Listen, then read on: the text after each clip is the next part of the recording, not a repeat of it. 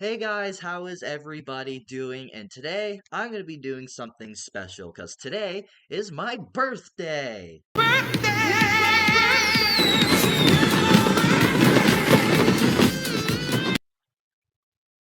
And no one's wished me a happy birthday yet. Tells you how lonely I am. Anywho, so for the last few years when I've been on YouTube making videos, I've always wanted to do something special for my birthday. I've always wanted to make like a birthday video. Either I review a special movie or I don't know, just do something for a little birthday video. But I've never really come to terms of what I wanted to do. That and also being busy because it's my birthday and I'm out doing stuff with friends and family and all that stuff. I don't have any friends. That one was a lie. However, so I finally come to a conclusion of what I finally want to do for a birthday video. So in this video, I'm going to be giving you my favorite movies from each year that I've been born, from 2009 to 2025. I will not be including 2026 because the year is not over yet, so I can't really have a favorite. I also haven't really watched any new movies this year because my theater closed. Still sad about that. So from 2009 to 2000 to 2025, I'm going to be giving you my favorite movies from each year. So at a total of 16 movies. I'm 17 now, so maybe the numbers don't really add up. Maybe I should add 2026, but yet again, the year's not even over, and it kind of feels unfair. So yeah, and also this should not be said, but it always has to be said anymore. This is my own personal opinion. These are movies from each year that I love. That these are movies that I constantly rewatch. These are movies where I think of like 2009 or 2015. I'd be like, oh yeah, that movie is my movie of the year, pretty much. Now, to be fair, there are a lot of movies that I have not watched from each year. There's like movies from, I don't know, maybe 2012 that I haven't seen all that. I haven't seen all the movies from 2012 that are like really big movies or whatever. So I might have chosen a movie that maybe isn't the best movie of that year. But again, this is my own personal opinion. These are movies that I love. These are actually some of these movies are actually some of like my top 10 favorite films of all time, if I'm completely honest. So with that all out of the way, here are my favorite movies from each year that I have been born. But starting it off, the year that I was born, the greatest year because I was in it, and that is my birth year of 2009. And my favorite movie of 2009 is Orphan.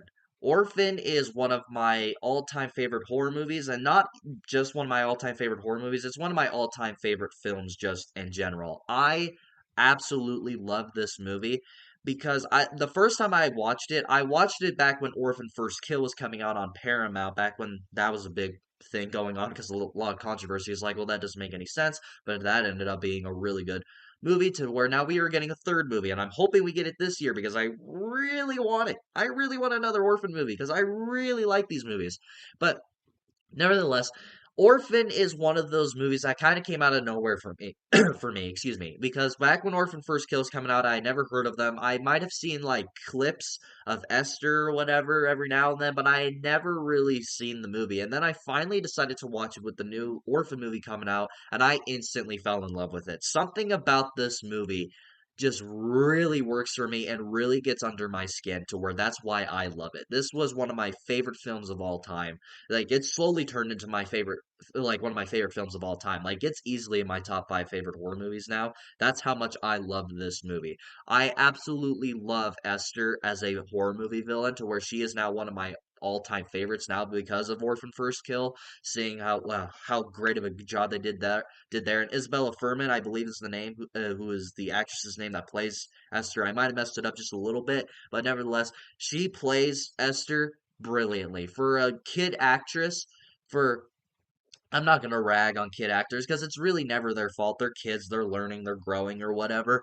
For a kid actress playing this role, she does an amazing job. It is beyond what I've ever seen from a child actor. Now, there are really good child actors out there. I'm not going to say there is bad ones, but for this kind of role and for that and for her age at the time is just phenomenal to me. Now, I will admit I do have issues with the family stuff, like with the dad, which he's in the Batman. That's how I remember him because he's the guy that gets exploded by the Riddler.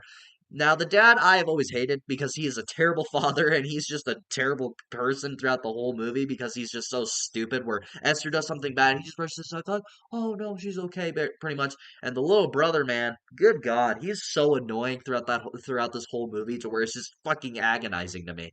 But and like the mother in this movie, who is actually a huge positive for me, the mother of this movie, who is in the Conjuring movies, who's the wife of Patrick Wilson. I don't remember their names. I don't really care about the Conjuring all that much. She gives off an amazing performance in this. Who is a recovering alcoholic because their daughter drowned because she was drunk because she got drunk when she was watching her kid and she drowned, and now she lives with that guilt and constantly like has this urge to drink again, but she knows that maybe if she drinks, that maybe something like that's going to happen again. And now with Esther being here, it's like Esther's like kind of pushing her to do that again to make her look like a terrible mom because that's how like fucked up Esther is because she gets in your head. It's like all psychological terror in a way. But everything about this movie for me is just absolutely amazing. I absolutely love Orphan. It's not a movie that gets talked about a lot, I feel, anymore. Like I honestly feel after Orphan First Kill came out, that was the only time people were talking about it. And ever since then, no one's talked about it. And I honestly hate to say that it might be underrated. I don't know if it is. Maybe there are people out there that praise it from the heavens like I do. But it's honestly an underrated movie because not a lot of people talk about it. And that kind of breaks my heart because I absolutely love Orphan. It is one of my all time favorite movies. I absolutely love this movie. And it is my favorite movie of 2009. 2010, my favorite movie of 2010 is Inception, and I honestly feel like that's the easiest answer when you ask me this, because I was looking, because to make this list, I had to go on the internet to be like, oh, what movies came out 2010, because I don't instantly just know what movies came out in 2010, besides this one, I guess. And I was looking through it, and I didn't really see a close second, because Inception is just easily the best movie of 2010, and this is arguably Christopher Nolan's best movie. He's made so many great movies, it's kind of hard to choose a favorite with Christopher Nolan. That's why he's the GOAT. Fuck you, James Cameron, but not really. I love you. Just please stop making Avatar movies, man. I want to see other movies. I didn't watch the new one. Sorry. But getting off topic, Inception to me is just one of those movies that people I don't think are meant to understand. Because this movie when it came out, nobody really understood it. Not I honestly feel like some people did it because I have seen people talk about this movie and say, "Oh, they don't like it." And I genuinely believe that's just because they don't understand it. Because to me Inception has always been a film that you're not meant to understand. Like Christopher Nolan himself, like there's like those videos out there where people are like, "My life is a lot like like a Christopher Nolan movie. I have no idea what's going on." And a lot of people bring up Interstellar, Inception, The Prestige. Like people bring up those movies, and to me, Inception is the perfect example. Like you're not meant to understand it. And Christopher Nolan himself said, "Don't try and understand it, just feel it." And that's what this movie is to me. And the concept of like being in a dream of like basically how being like these people heist men and they do the heist in dreams and basically if you die in the dream you die in real life, kind of like Nightmare on Elm Street. But Inception is just an awesome movie, and the action in this movie like really like keeps you interested. And there's a lot of sequences like with the scene where they're like rolling in the van, and the guy that plays Robin in The Dark Knight Rises, I forget his name, and then like the whole room is like shifting, and he's fighting the dude in the hallway. I need to rewatch this movie because it has been so long since I've seen Inception. I need to rewatch it. It's such a good movie. I might rewatch it before The Odyssey comes out. Ooh, I'm excited for that one. But yeah, Inception to me is just one of the perfect examples of a perfect Christopher Nolan movie. There's always the argument with the ending, but to me, I've always thought like it was pretty clear because well, you see it about to tip over basically. So I feel like that's a key factor. But yeah, and Leonardo DiCaprio, I don't think this is his best performance. I have seen people say that this is his best performance, but to me, it isn't. I don't. I don't think it is. I feel like his performances in a lot of other movies are better, which I'll talk about another one here soon. So yeah, I love Inception. It is easily a top five Christopher Nolan movie for me. Hell, it might be even top three. I need to rewatch some Christopher Nolan movies. So yeah, I love this movie, and to people that don't understand it, just feel it. Yes, I stole that quote. In 2011, now get ready to hear more about these movies because there's a lot of these movies on this list. So, coming in 2011 is going to be Rise of the Planet of the Apes. This is easily my favorite movie of 2011. This was one of those movies to where I just grew up absolutely loving. This was one of those movies where I grew up watching it.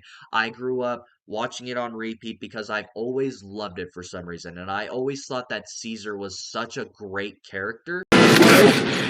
Take your stinking paw off me, you damn dirty ape!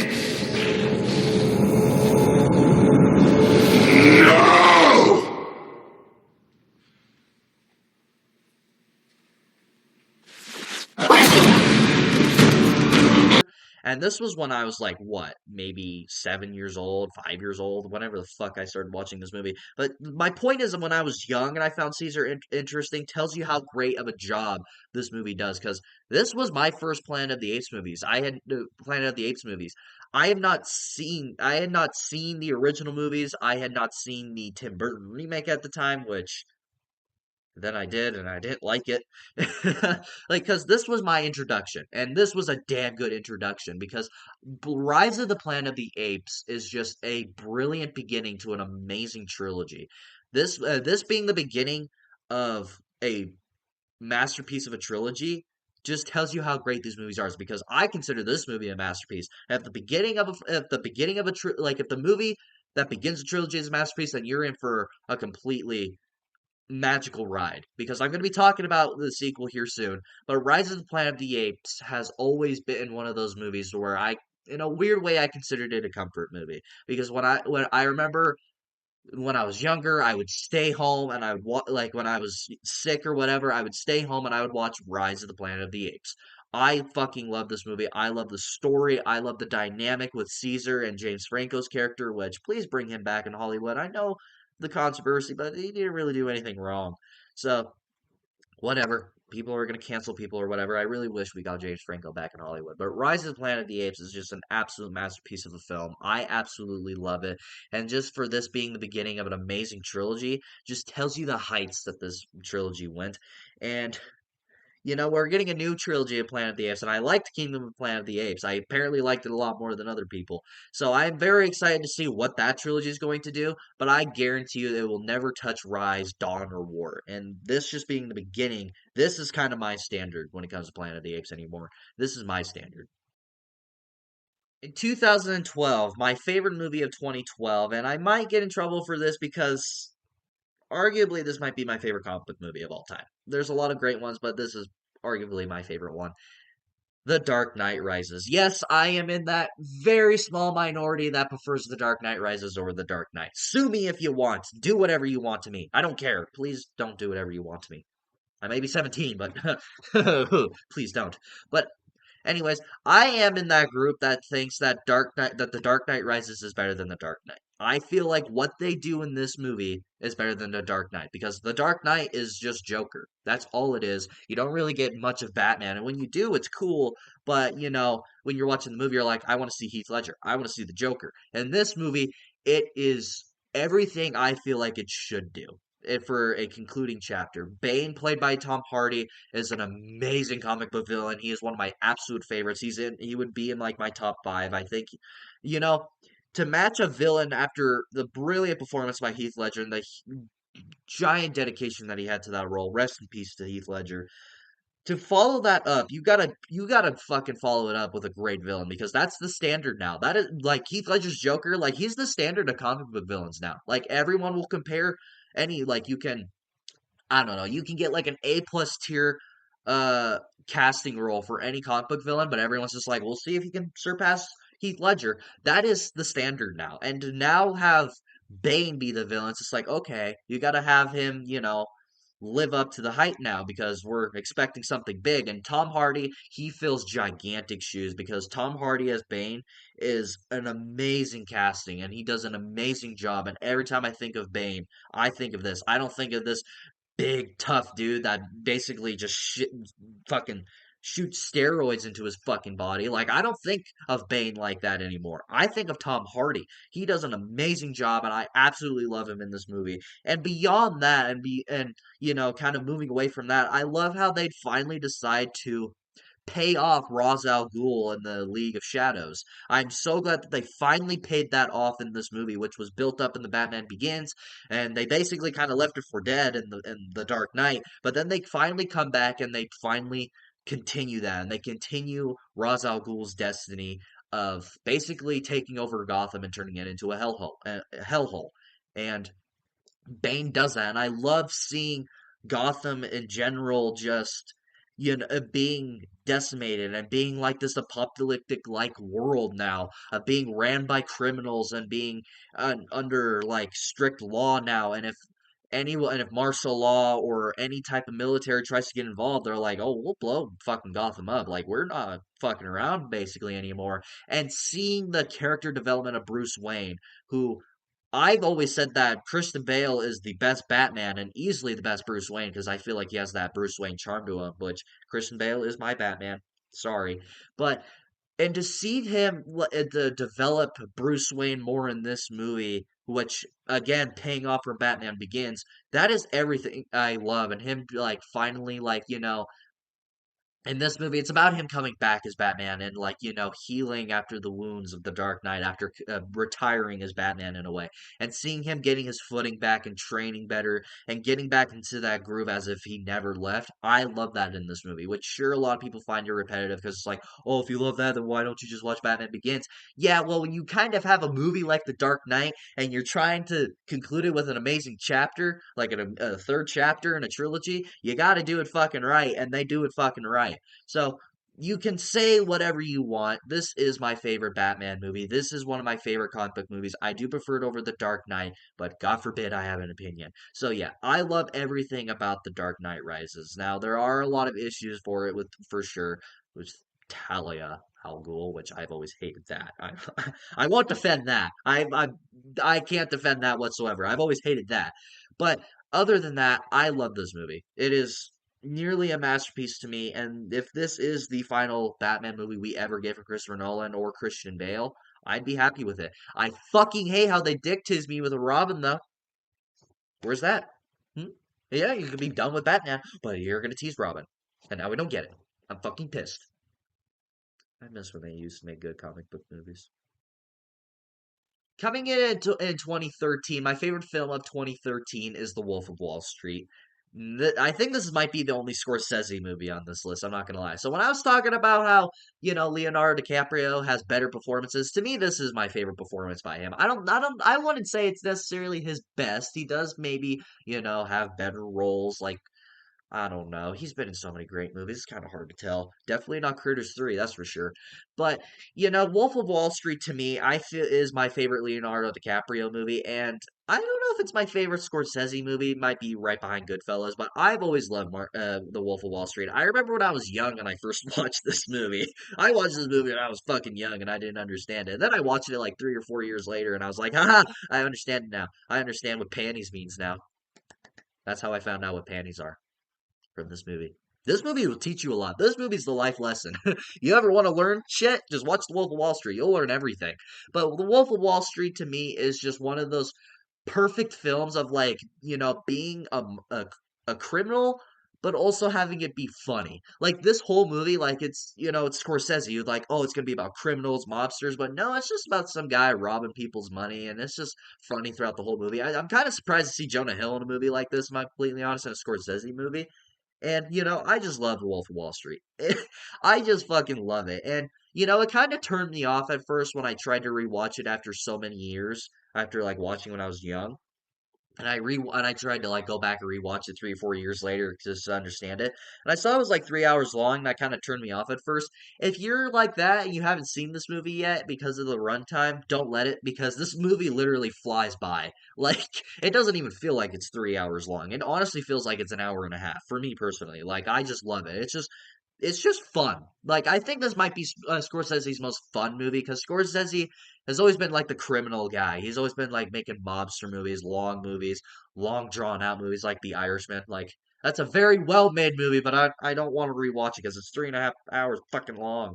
But yes, this to me is probably Scorsese's most fun movie because this is the one where he actually doesn't go full serious and doesn't like, have mobsters going around. He just has some guys having fun robbing people pretty much of their money. So yeah, The Wolf of Wall Street, if you haven't watched it, please do. It's fun. If you're one of those guys that don't like long movies, like it doesn't feel like that. Honestly, like if you got 3 hours to spare, like before you go, like I don't know, to a family dinner or something, just put on The Wolf of Wall Street. You'll have a good time. My favorite movie of 2014, and I just talked about its predecessor just what, 3 movies ago, 2 movies ago, is Dawn of the Planet of the Apes. This is my favorite Planet of the Apes movie, and this is just a 5-star sequel. I fucking love this movie. Like this was Matt Reeves coming in and taking control of these movies, excuse me, and then he would go on to make the Batman and stuff like that. Which Matt Reeves, he might just be like one of the best directors of this of this fucking decade because all the movies I've seen him make in the last couple of years, I've basically been 5-star classics. If he could go on and make an original movie. Like outside of the Batman and Planet of the Apes and go on just make another movie somewhere, I guarantee it will be a 5-star classic and I would love it. I want to see Matt Reeves do more movies besides Planet of the Apes and Batman. But nevertheless, Dawn of the Planet of the Apes is just a perfect sequel. I fucking adore this movie. Koba, he instantly becomes like one of the best villains in the last 20 years. Like he is easily one of those villains where like, oh yeah, because when you see him in Rise, you're like, oh that guy looks fucking mean. He looks like he could be a good villain, but he kind of just felt like a side character. He's just like, oh, it's just there to make him look like there's like an evil ape and he has like a reason to take over the world or whatever. But in this movie, he just goes full villain. And I fucking love that. And I fucking love that they did that because he's the reason this movie's so good, if we're completely honest. I fucking just there's nothing about this movie that can't be said. The visuals are amazing. The human characters are actually interesting and likable, which not a lot of Planet of the Apes movies have that. But I just fucking love Dawn of the Planet of the Apes. It is such a perfect movie.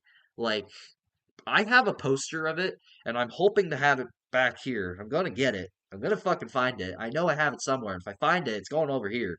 Like, I don't give a fuck. I love that movie. So I just love this movie. Like, if you have not watched it but have seen Rise, what are you doing? Hell, this movie's so good to where like it's like sometimes I kind of watch Rise, then Dawn, and then I just stop and I don't go to War. Like I love War. That's a great movie, but sometimes I just stop after Dawn. I don't know why. Like cuz it's such a perfect trilogy and this movie's so perfect to where like it's kind of satisfying. Like it sets up War obviously, but at the end of the movie you're like, "You know what? I don't need to watch War because this is a good movie just in general," which maybe that's just me. But I love Dawn of the Planet of the Apes. It is a perfect sequel. It is a perfect film. I fucking love this movie. You know what? I'm gonna go watch it after this. That's what I'm gonna do. My favorite movie of 2015 is going to be Mad Max Fury Road. Now, if I'm going to be completely honest, I don't really like the original Mad Max movies with Mel Gibson. The first one is like, yeah, that really low budget Australian movie that, it's okay. I feel like it's kind of dated for me, and it's not like the Mad Max that I was expecting. Mad Max 2 seems to be one of the fan favorites. Everyone seems to like that one. I thought it was just okay. I couldn't really get into it. Third one, I fell asleep watching that one. That one was way too weird for me. And then, I was kind of nervous going into Mad Max Fury Road because I was like, oh, everyone hyped up the other three for me, and this one's like the most beloved one.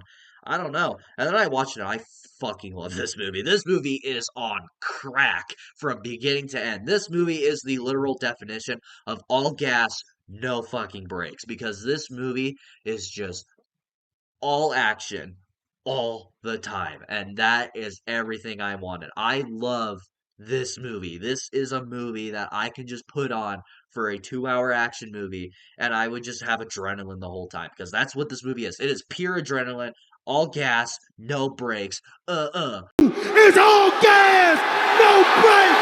Got it, I mean, boom. I was trying to do the Jacob Fatu thing. Uh, but this is just a movie to where you can honestly just feel like this movie was just on crack. Like Tom Hardy, he doesn't have many lines, but to see him in a movie like this where he just has like this weird voice, like, no, that's bait. Like, is a weird voice, but Tom Hardy does that. And the visuals and the colors of this movie Like this, that kind of makes this movie watchable because of the colors and the visuals. Charlize Theron, the dedication of shaving her head for this movie, I absolutely love that. Just if you're looking for a just pure action movie, this is it. Furiosa. A lot of people keep saying that Furiosa is better than this. It's not. This is like a 5-star movie for me. I fucking love this movie. So Furiosa is not as good as this, but it's still a good follow up. It's kind of a shame that it bombed because that's kind of a sign that like, oh, we might not get a sequel to this because we need a sequel to this. If you're ever going to make a sequel, make one for this one. I've been waiting 10 fucking years. Technically, I haven't been waiting 10, but others have been waiting 10 years. I've been waiting 3. In 2016, my favorite movie of 2016 is Deadpool. This is one of those movies to where, maybe it's not good of me to say, but this one I have a lot of nostalgia for because I remember to this day, I remember it like it was yesterday. My dad and I were in Walmart. We were walking around, and I saw the cover for this movie. And I saw like the mask of Deadpool. And my first thought was like, oh, he looks like Spider Man because he has the white eyes, he has the black around him, it's a red mask. I'm like, oh, it's Spider Man or whatever. And my dad, sorry, and my dad, he saw it, and I could just see it, and I really wish I could remember this, but I'm pretty sure the the like confusion and like sadness on his face when I said I wanted to buy it and watch it. It's just fucking priceless to me because his buddy of his told him all about it, and my dad is cool because he was a cool dad. He was one of those dads that's like, okay, you can watch this, but you can't tell anyone. Basically, he bought it for me, and we were walking to Walmart. I was so excited to watch it. He goes, okay. I will let you watch this, but you cannot tell anyone. Because I was in preschool at the time when I watched this movie. He's like, you can't tell anyone. And I'm like, okay. And I watched it, and obviously, he had to skip past the whole sex montage because I was a wee little lad who couldn't see sex or boobies. Which, how am I going to learn what sex is, Dad? Sex ed? Ugh. But I watched it and I loved it. I didn't understand it obviously at the time, like I didn't understand the jokes, but I just thought like, oh, this guy in a red suit making stupid jokes and killing a bunch of people. This is entertaining and I loved it. And this was one of those movies to where I rewatched it a bunch. This was one of those movies I wanted to watch before going to bed. I wanted to watch when I came home from school. Movie I would want to watch when I went to my mom's house or whatever. This was one of those movies I wanted to watch a lot, and that's not a good thing to say when I was in fucking preschool. And as I get older and I rewatch it more, and now that we have the completed trilogy of Deadpool 2 and Deadpool and Wolverine, this movie just gets better and better for me, especially with all my nostalgia and now understanding the jokes and the humor. I just love this movie more and more. I fucking love Deadpool. Ryan Reynolds, I don't think there's going to be another Deadpool. Like, I don't think there could be another Deadpool. This guy literally is him. Like, the jokes, the smart ass to it. Like, Ryan Reynolds just in real life is Deadpool. Let's be honest. He is Wade Wilson in real life. But yeah, Deadpool, it's one of my favorite comic book movies. I think it might be my favorite X-Men movie.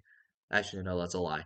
But I just love Deadpool. It is one of my favorite movies. It's one of my favorite comic book movies, and I just love it. I have so much nostalgia with it, and I'm so glad that years later I still love it the same.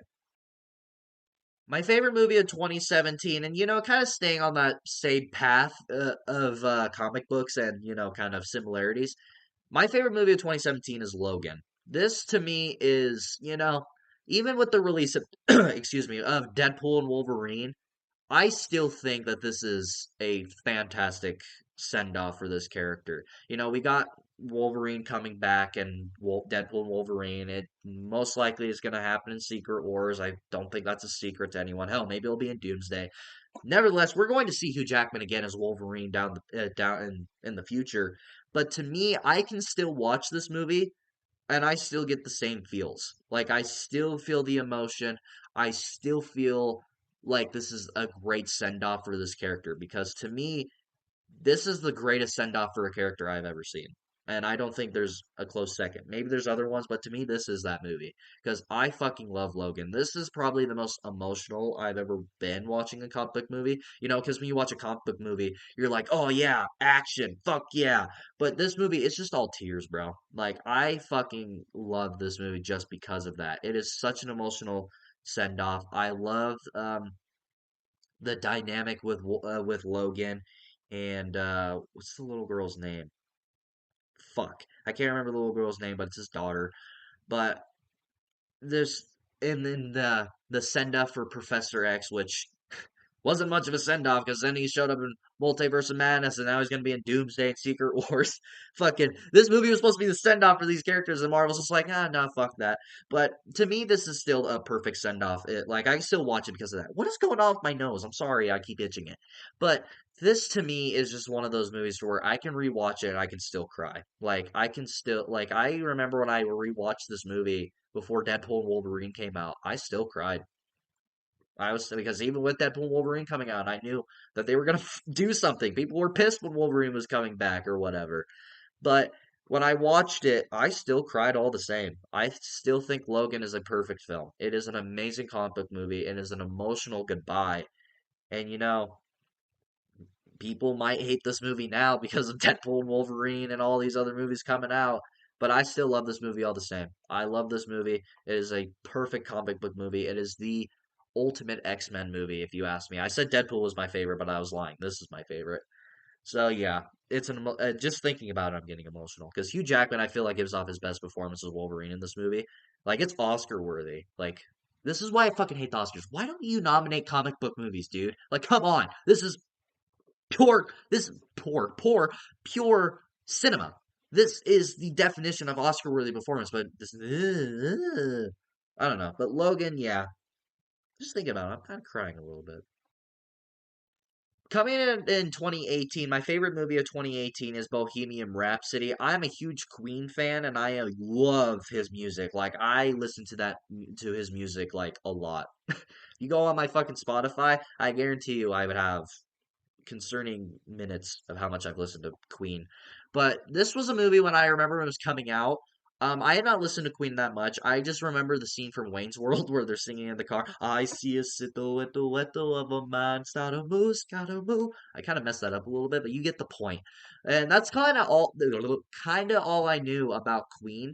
And I listened to a little bit of his music, and then my dad and I we went and watched this movie in the theaters because he wanted to watch it. He was really excited for the movie, and I remember just sitting there watching in the movie, and I'm like, "This is a great movie." Like even when I was younger, like when I didn't have like the knowledge of films like I do now, and have a real good opinion and criticizing films, I was sitting there, I'm like, "This is a great movie. I love this." And then we bought it when it came out on Blu-ray, and I still loved it. And I forget his name, but the guy that plays Freddie Mercury in this movie, he deserved that Oscar. I don't care what anyone says. There was a lot of argument that someone else deserved it that year. I can't remember who it was they were arguing, but I honestly feel like he deserved it. He did amazing job. He really felt like Freddie Mercury, and just that whole scene where they're recreating the AIDS concert, beautiful. Because I watched those videos of him singing on the stage, uh, like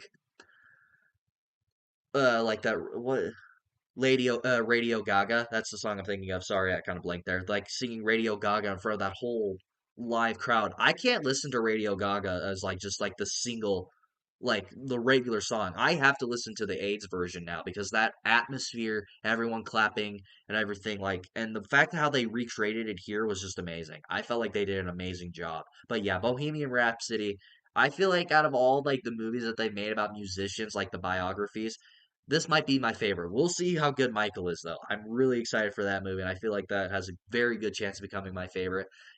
Bohemian Rhapsody and Elvis are kind of like my two favorites because there's not really other ones. I didn't really care for Rocket Man. I'm sorry, but yeah, Bohemian Rhapsody. It's it's a great movie. I love it.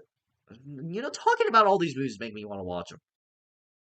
2019. Now, I'm actually kind of shocked that I said that this was my favorite because I actually rewatched this movie last night to see if it is actually my favorite. Because I always said there was a different movie that was my favorite movie 2019, but after rewatching this movie last night, I have better opinions on it, and that is Doctor Sleep.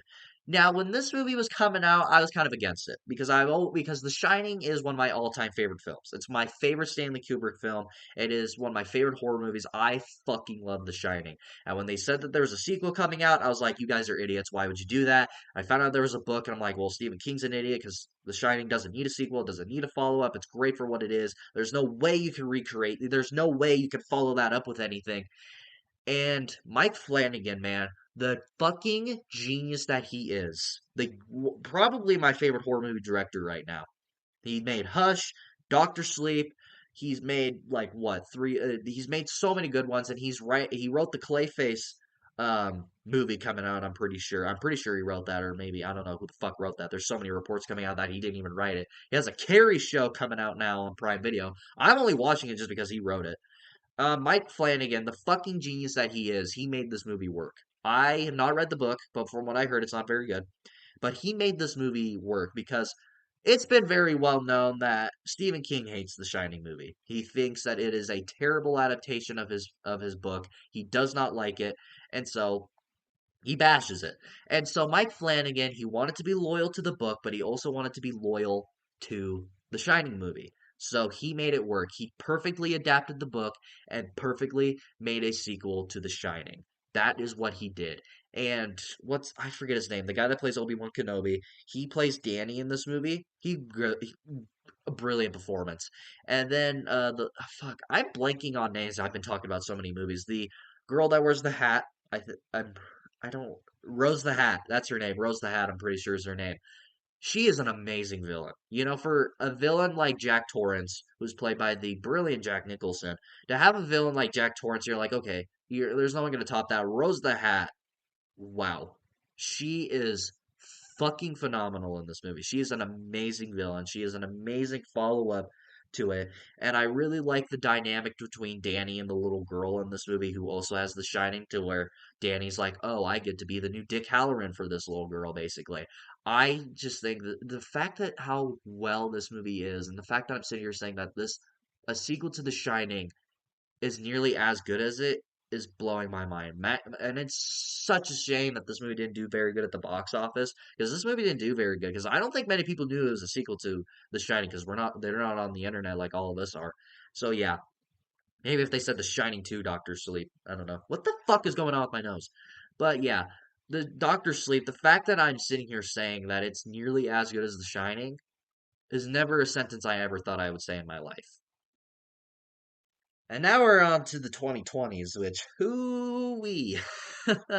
So, starting off in 2020, this was the year that not lot of movies came out because a little thing called COVID happened. Yay! When the world shut down and everyone was just having a great time. Thanks, China. I'm just kidding. I'm sorry. Probably shouldn't say that. My nose is still itchy even after blowing it.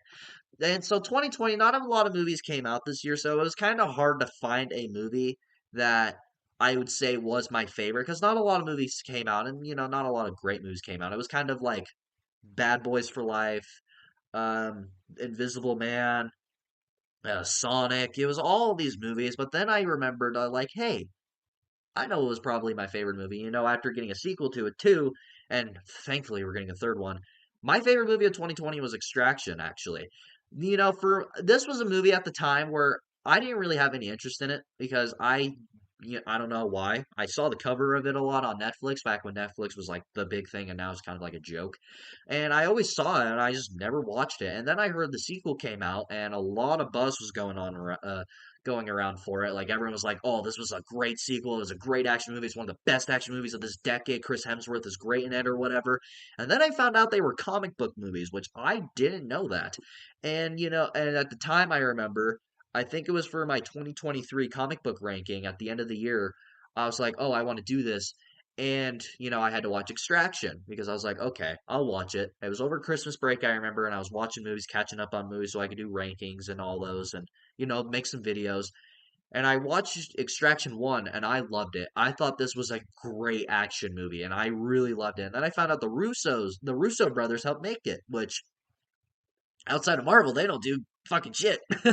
They don't really make good movies. But this was a movie where they helped like produce it and write it, and it's a damn good movie. I really enjoy it. It's just pure action. Like this and Extraction 2 have probably the best like one-shotted action sequences I've ever seen in my life. Like I can think of like Daredevil. That's when I think of like really good one-shot action sequences and fight sequences. But Extractions 1 and 2, they do a great job of like the first one. I remember I was sitting there watching and I was like so mesmerized and I was loving it. I'm sitting there, I'm like, has this all been one take? Because I was like realizing like this has like there's like a whole 20-minute sequence where there's just no cut, it's just one shot.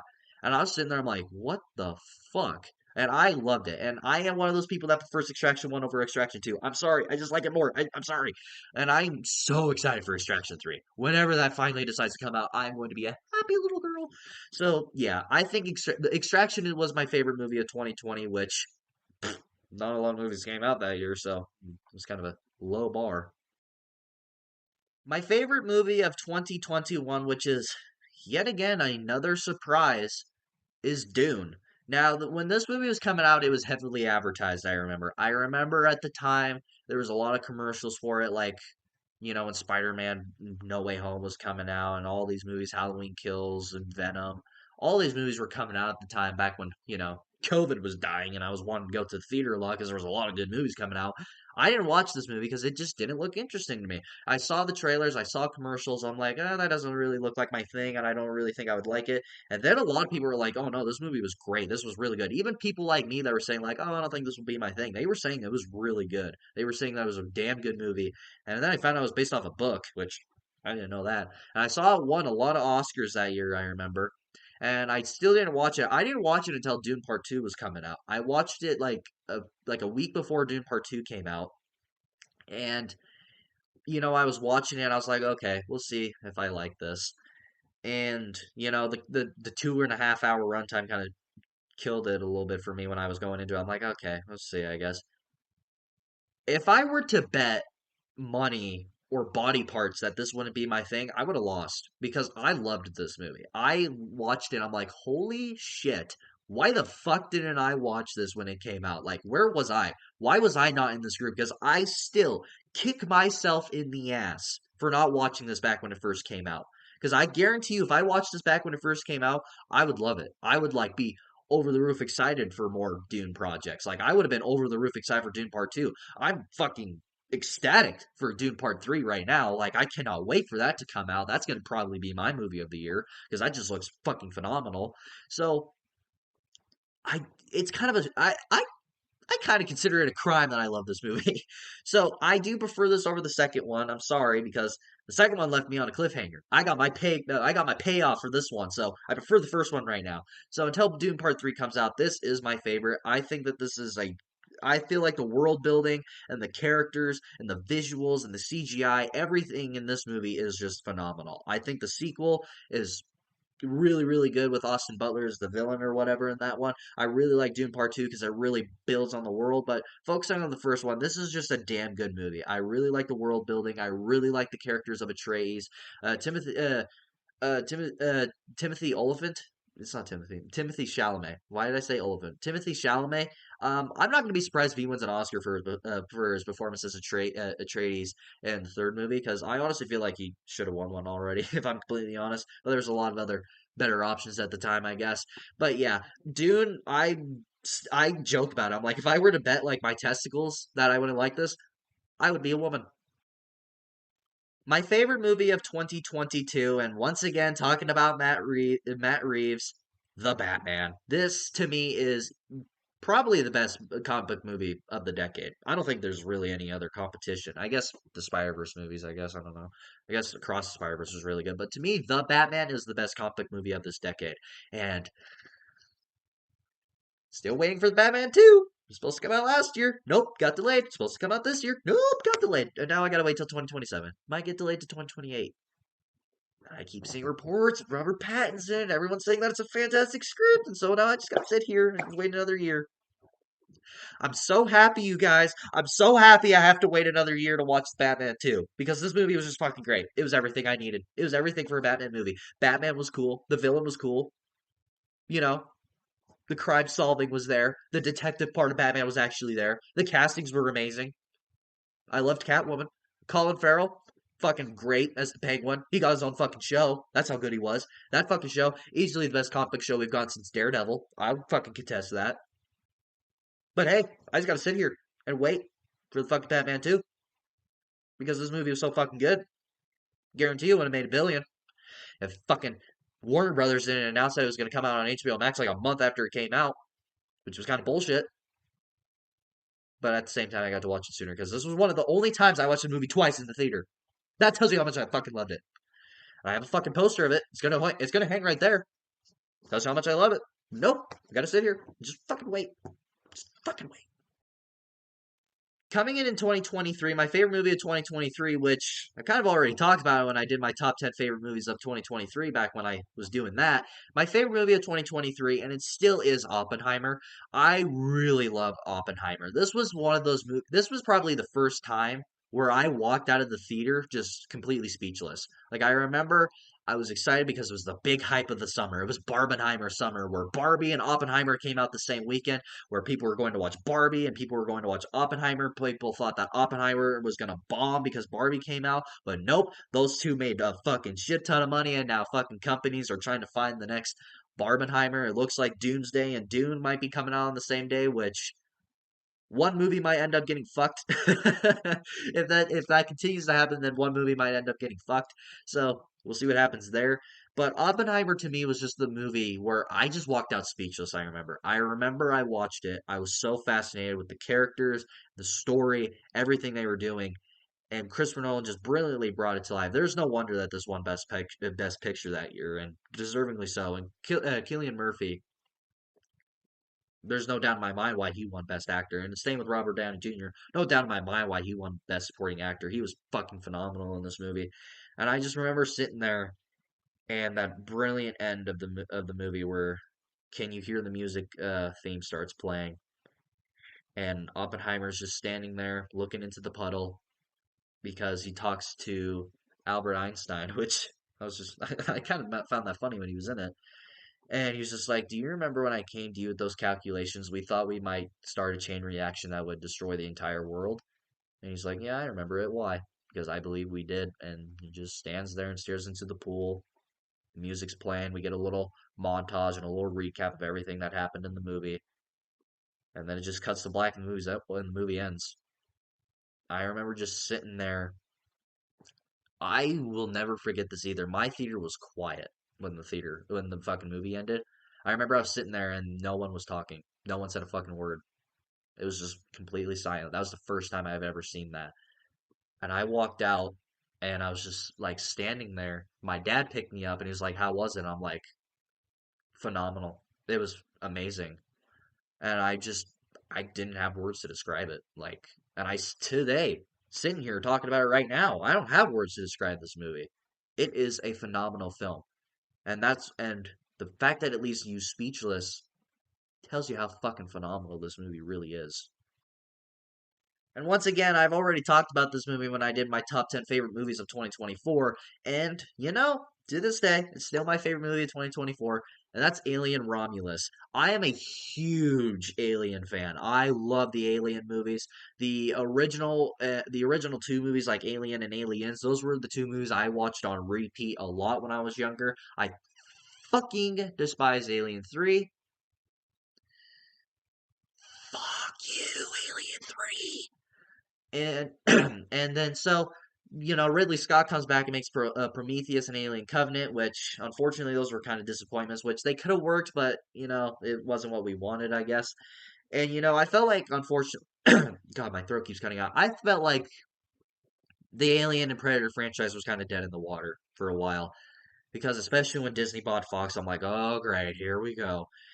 But nope, Fox is doing an amazing job with Alien and Predator. We got Prey, which was probably easily the best Predator movie since the original. I still haven't seen Predator Badlands. Oh, I'm kicking myself in the ass for that. I just haven't had time. And then we got Alien Romulus, we got Alien Earth, and then we got the Predator anthology movie, animated movie, which I really enjoyed. And then we got Predator Badlands, which I still haven't watched. we got so many great Alien and Predator stuff, and it started with Prey and Romulus, and we are thankfully getting a sequel to this movie because now, yes, you could say that this movie was nostalgia bait, which what movie isn't anymore when you make a sequel to a really popular movie. This was the one of those movies where it was nostalgia bait. Everyone's like, "Oh, this is just nostalgia bait." Yeah, so I fucking loved it. I thought it was an amazing movie because I remember when I was watching this movie, I was sitting in the theater. I was just like, I don't want it to end. I was like fucking entertained. The nostalgia bait at times I did feel like was, poor. Like with the one dude that they brought back with AI because his actor passed away. At the time, I was like, oh, it's kind of cool that they have him in it. But now that time goes on, I don't like it. I think that's really disrespectful, and I just don't like how they do it. But the one thing that I was really happy that they said when this movie was coming out, and Fede Alvarez, who is the director of Don't Breathe and Evil Dead, who is an amazing director, and I really look forward to whatever he does next. He said that he would only do this movie if everything was practical. The face huggers, the aliens, everything. Everything had to be practical. And I am so fucking happy that was his one thing that he wanted because the practical effects in this movie, oh mama, they were amazing. They brought the aliens, the face huggers, they brought everything to life beautifully because this movie is just fucking amazing. The visuals are great. The characters are wildly entertaining. I love the robot dude, the black robot dude. I forget his name. He was really entertaining in this movie, and I was kind of hoping that he wouldn't die because I kept thinking he was going to die, but he didn't. And he was just amazing in this movie. I loved everything about Alien Romulus. To me, this is one of my favorite Alien movies since the first two. I don't even think that's a hype. I don't even think that's a crazy statement. Like this is easily the best Alien movie that we've got since the first two. Sure, you can say anything you want about Nostalgia Bay, but I guess I'm a fucking sucker for it because I loved Alien Romulus. This is such a great movie. I cannot wait for the Alien Romulus sequel because this is everything I could have wanted for a Alien movie, and the blend of the action and the horror they did amazingly. The horror of it is amazing, and the action of it is phenomenal. I fucking loved Alien Romulus, and the more I talk, the more I talk about it, the more eager I am for the sequel. And my favorite movie of 2025, which you guys didn't get to know that because I was really busy at the time and I also didn't have a theater, so yay. But my favorite movie of 2025 was Sinners. I thought that this movie was amazing. This was one of those movies I was really excited for because, vampire movies are slowly starting to come back from the dead because after Twilight. And it seems like the vampire subgenre is slowly starting to come back, and my nose is still itchy. I'm probably gonna die. But it seems like the vampire subgenre is slowly starting to come back with Nosferatu, Abigail, and now Sinners, and probably there's other ones. And I guess The Last Voyage of Demeter, which I didn't really like it, but that was a classic vampire again. So, and I was really excited for it because I'm like, okay, vampire movies are doing really good. I really respect Ryan Coogler as a director. I think he's a really good director, but I don't really love his movies. Like, I enjoy Creed, but I don't love it. I'm more of a Rocky guy. And the Black Panther movies, they're okay. I guess I'm gonna get in trouble for saying that because I'm deemed racist. Because apparently, if you don't like Black Panther, you're racist.